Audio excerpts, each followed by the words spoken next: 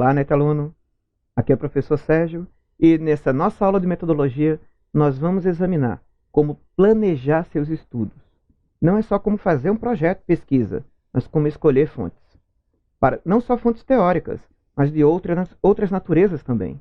Do mesmo modo, o que fazer se sua pesquisa lidar com contato com pessoas? Cuidados bioéticos relacionados a isso, nós vamos ver também. Então, vamos examinar passo a passo como organizar ideias.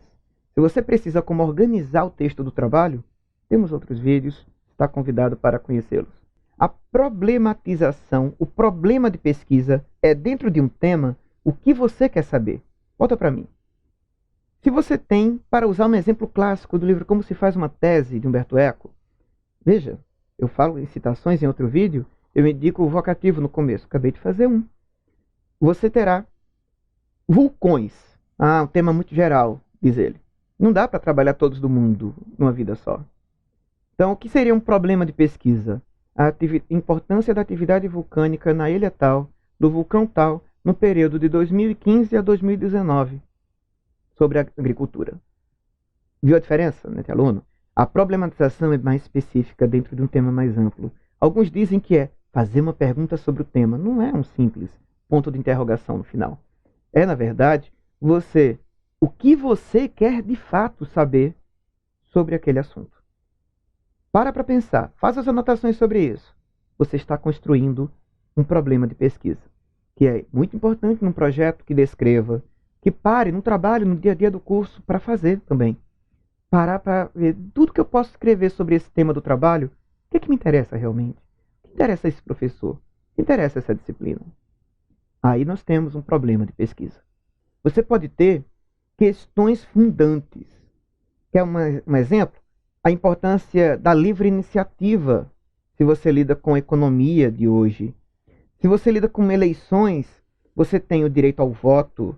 Se você lida com obras publicadas, liberdade de expressão, paradigmas, são pontos centrais para guiar toda uma discussão. Aquele elemento que norteia todo mundo. Então, sempre verifique, para aquelas temáticas, quais são os paradigmas inevitáveis. A adequação metodológica, subjetiva e objetiva dentro daquilo que você quer fazer. Como tomar esse cuidado? Na subjetiva, eu terei o sujeito, é você, né, aluno? O sujeito na pesquisa. Então, será que você está adequado nesse momento para o que você quer estudar? Eu quero ver o direito na Grécia Antiga, mas com fontes primárias. Indo lá na Grécia. Você sabe grego, né, aluno? Você tem acesso a esse material? Se não, faz um curso antes. Pega um tradutor que possa fazer para você uma versão interessante. Verifica se for algo secundário como fonte. Se com o Google fazendo traduções diretas já te dá uma ideia boa. E a adequação objetiva. Não é se você está apto. Você tem o material necessário? Você tem como encontrá-lo? Eu vou te dar um exemplo, né, aluno? Naquilo que eu já falei em outra aula, você pode nos acompanhar, sobre citações e referências. Às vezes, eu posso ter uma referência muito rara, muito difícil. Então, eu teria, entre parênteses, normalmente, sobrenome e ano na referência, na indicação de fonte de uma referência indireta e página de uma direta. Eu estou trabalhando com algo muito raro, mas eu tenho alguém que falou. Eu coloco na frente, nas indicações de fonte, Apud, e digo que, na verdade, eu tirei aquela citação rara daquele outro livro. Então, aluno, nesse caso, você não tem as fontes certas. Confiar no Apud é algo perigoso, é algo extraordinário. Deixe isso para realmente se forem fontes muito difíceis, muito raras. Normalmente, pare para pensar antes de escrever seu projeto. Quais são as fontes primárias? Quais são as fontes secundárias? As fontes primárias são onde nasceu a informação. Você vai falar sobre violência contra a mulher, mas com que contexto? Como estão os casos na minha cidade? Fontes primárias: inquéritos, em delegacias, depoimentos de mulheres. Fonte secundária: quem falou sobre isso? Quem fala sobre a fonte primária é a fonte secundária. O que não estiver nem aqui, provavelmente não te interessa.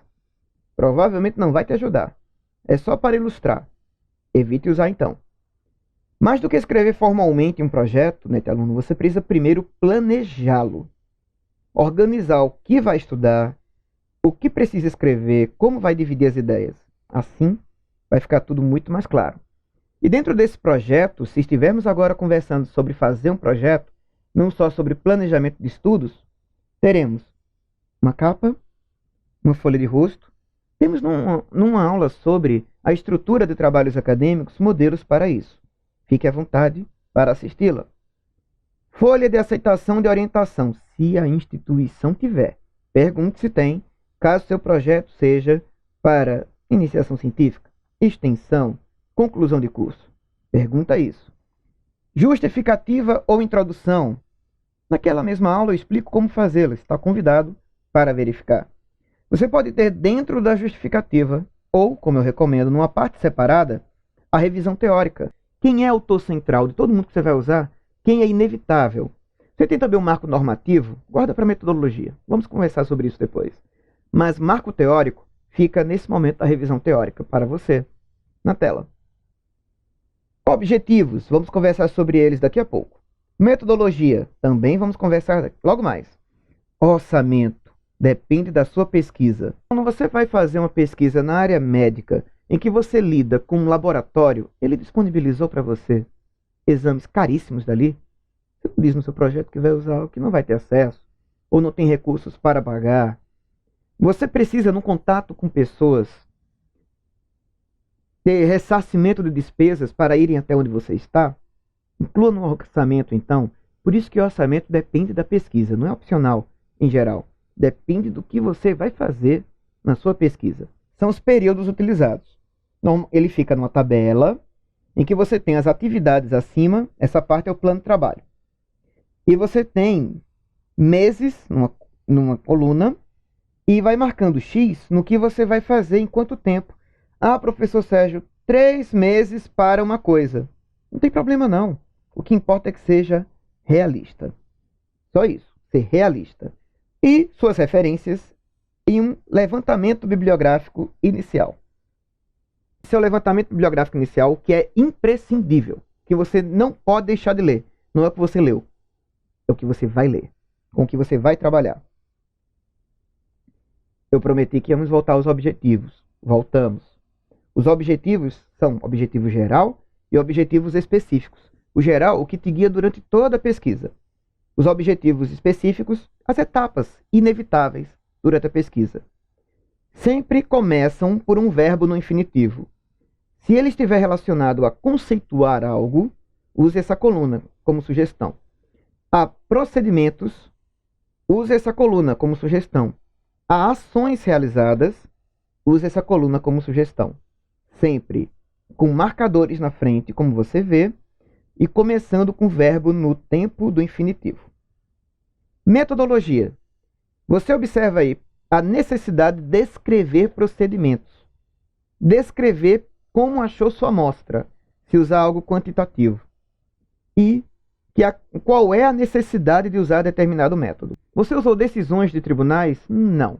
Você usou a jurisprudência de determinado tribunal, apenas recursos de certo tipo, de certa data até tal data. Foi assim que você fez, né, aluno? Não foram decisões de tribunais. Não são exames médicos. São exames de certo período, tirados de certo lugar, obedecendo a certos critérios. Então, isso é procedimento adequado. Amostragem adequada. Você tem números adequados, se for algo quantitativo, talvez precise de suporte de um estatístico, de um matemático te ajudando. Há aplicativos que às vezes podem resolver genericamente também. Mas você vai ter que descrever isso na metodologia. Se é uma pesquisa qualitativa, já não precisa. Mas daqui a pouco eu falo dela.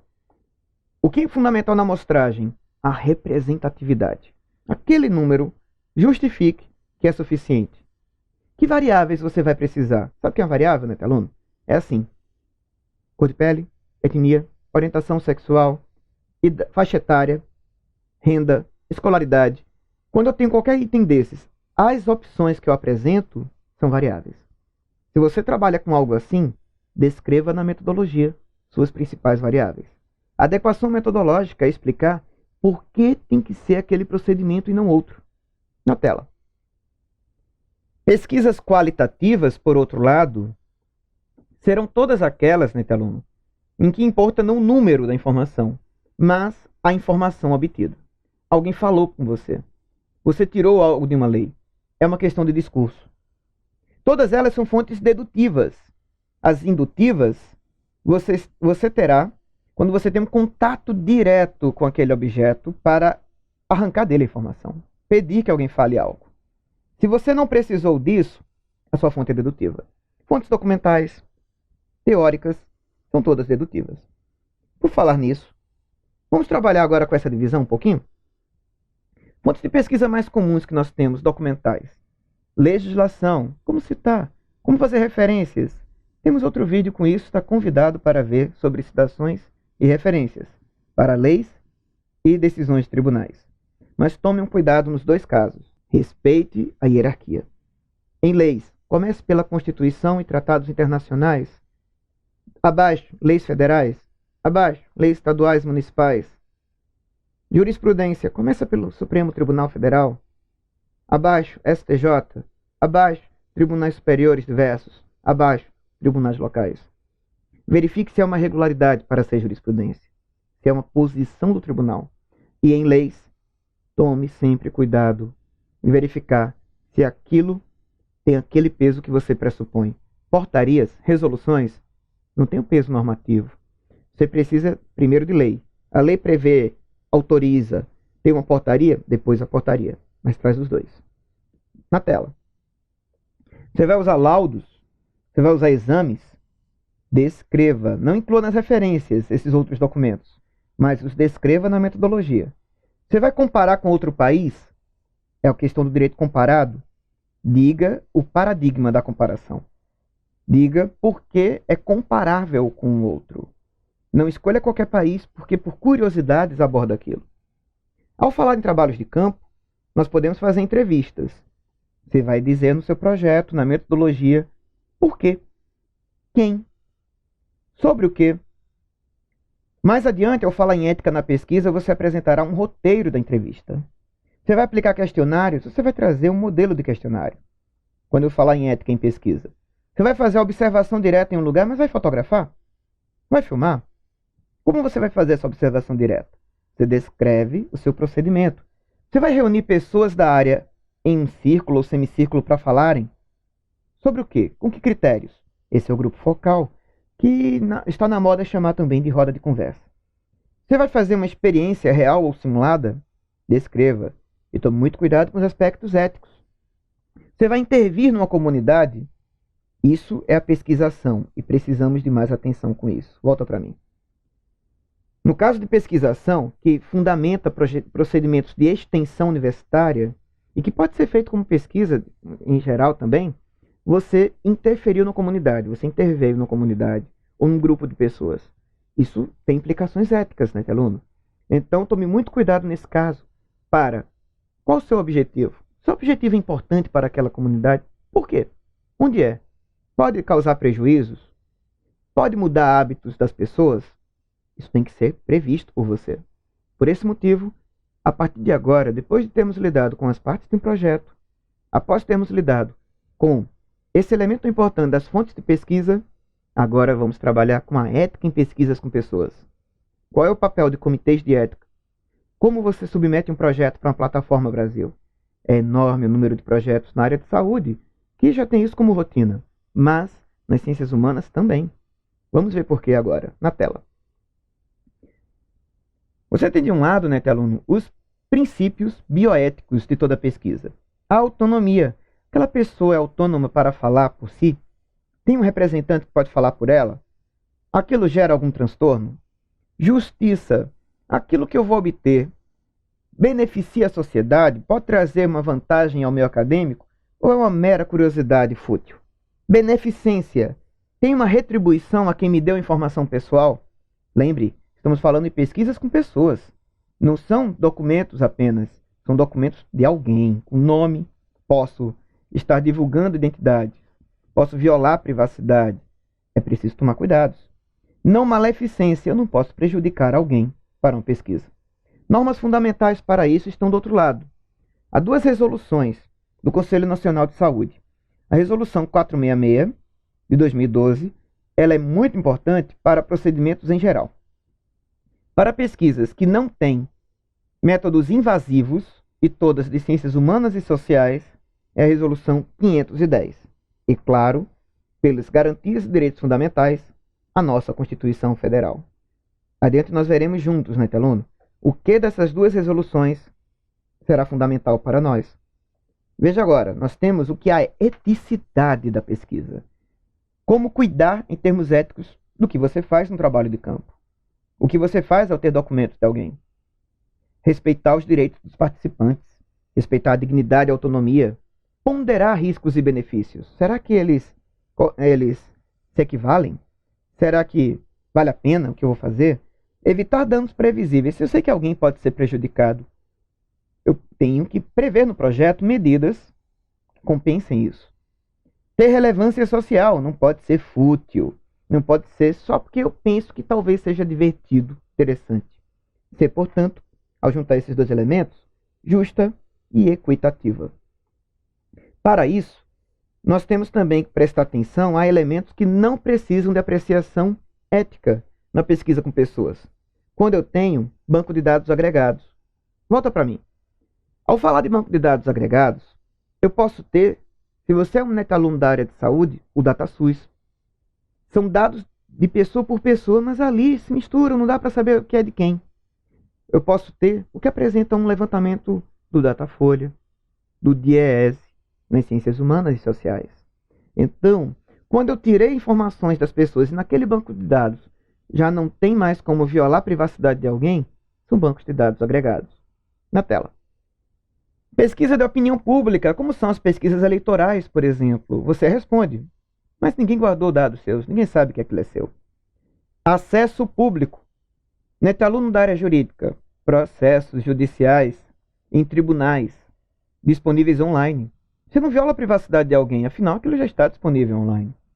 Agora, em segredo de justiça, a história é diferente.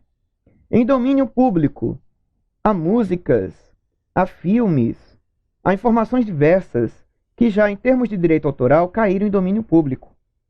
Pesquisas meramente teóricas ou teóricas legislativas. Revisão da literatura, como consta aí.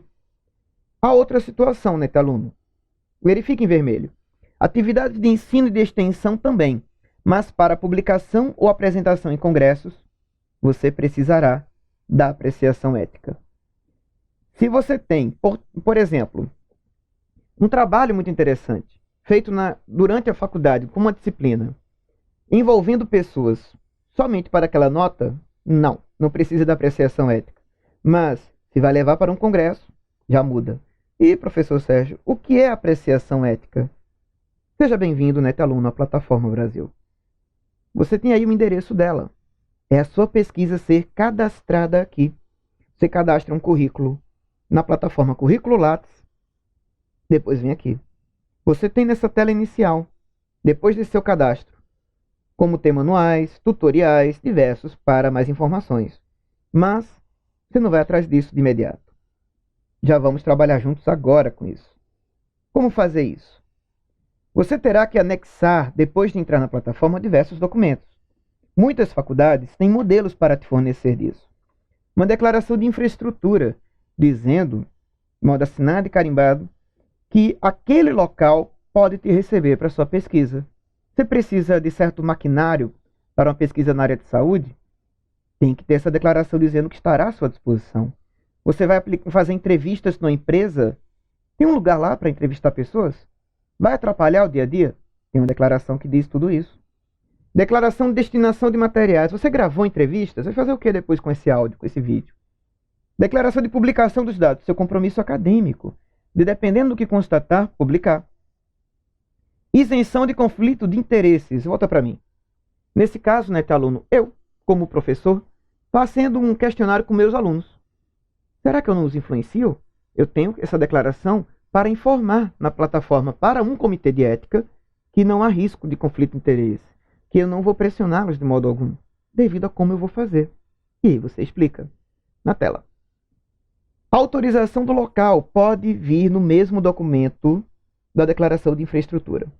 Instrumento de coleta de dados, como eu dizia antes, né, aluno? É uma entrevista? Apresente o roteiro de perguntas. É um questionário? Coloque o modelo de questionário. É uma planilha? Junto à planilha. Folha de rosto, que a própria plataforma gera, né, aluno? Isso é uma parte um pouquinho desagradável na burocracia. Porque a plataforma gera uma folha de rosto no final dos documentos. Você imprime, assina, a instituição de ensino assina, você tira uma foto e manda de volta para a plataforma. Mas você fez a primeira vez, se torna um hábito. Seu projeto de pesquisa completo, porque a plataforma tem uma versão resumida dele. Então ele completo estará em anexo também.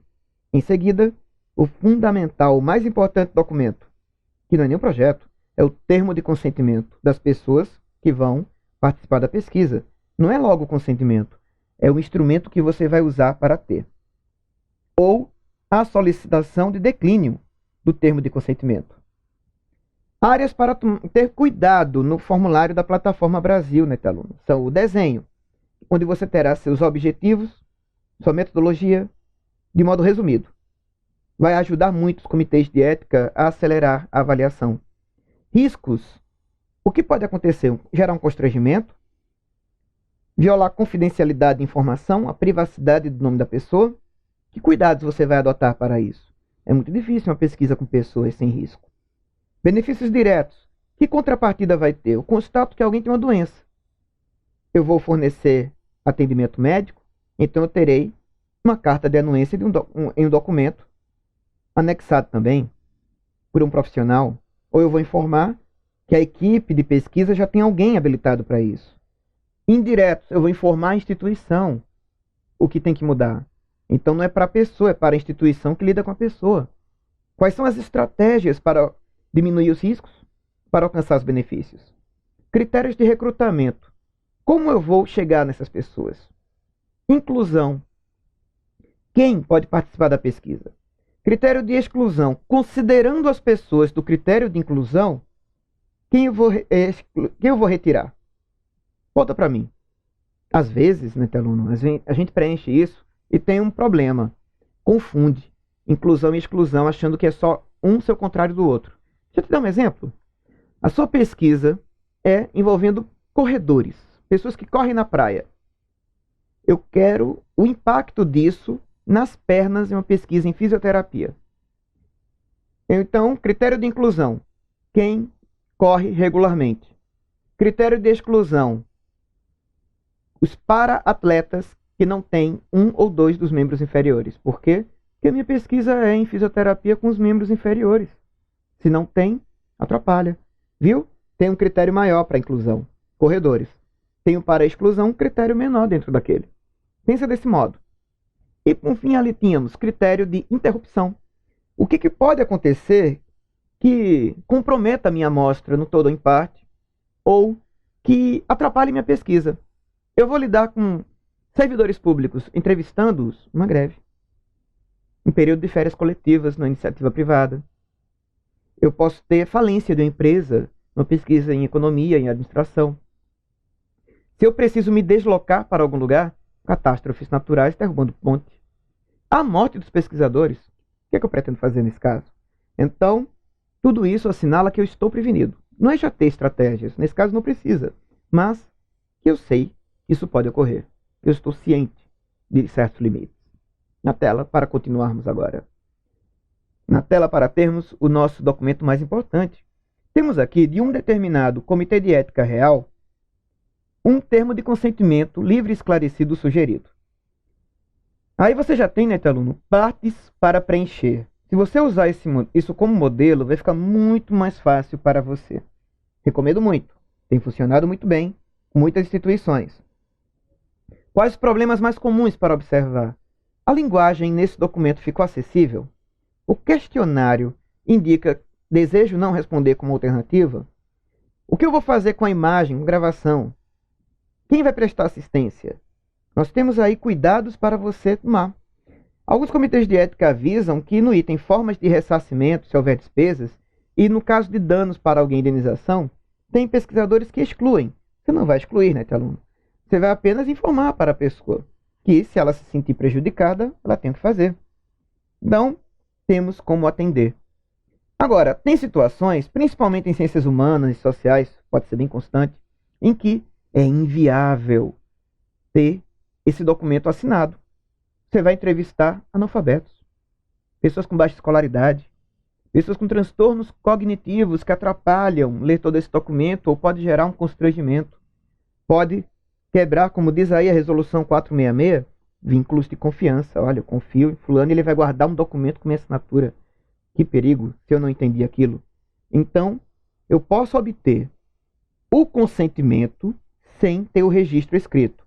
O que importa, pelo que você vê, né, aluno, nas duas resoluções, 466 e 510 agora, é que o processo de obter o consentimento seja claro. Que eu informei com clareza objetivos da pesquisa, riscos, metodologia adotada, benefícios disponíveis para a pessoa que participará da pesquisa. Pessoa esta que você vai descrever sempre tratando como participante. Não é paciente, não é sujeito. A CONEP, a Comissão Nacional de Ética em Pesquisa, exige sempre participante. Temos aqui uma situação muito interessante, né, aluno? O TALI já falava do TCLE, do termo de consentimento livre e esclarecido. Agora é o TALI, o termo de assentimento.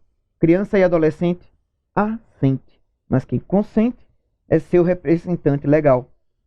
Podem ser seus pais, mas se forem os pais, não só o pai, não só a mãe. Ambos. Se forem dois responsáveis legais sem essas figuras, que também sejam. Perceba o que tem nessa imagem que está aí. É um caso real de obtenção de TALI. As crianças, claro, não foram identificadas para evitar qualquer constrangimento no uso da imagem.